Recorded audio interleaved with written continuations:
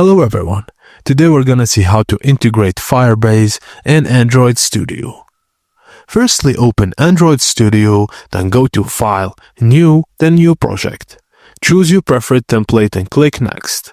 Select Java or Kotlin as the programming language, then name your project and click Finish.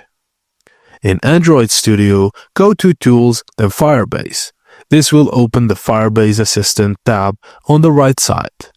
In the Firebase Assistant, select Authentication.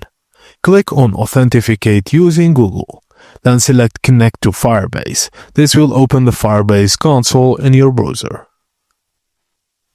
In the Firebase console, click Get Started with the Firebase project. Enter a name for your project and click Continue.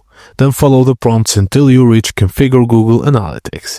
Choose Create a new Google Analytics account and accept the terms, then click Create Project.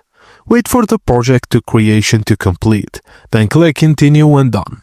Back in Android Studio, click Connect to link your project and you will see a message. Your Android Studio project is connected to your Firebase Android app. You can now close the browser. And that's it, guys. Thank you for watching, and please don't forget to like and subscribe for more.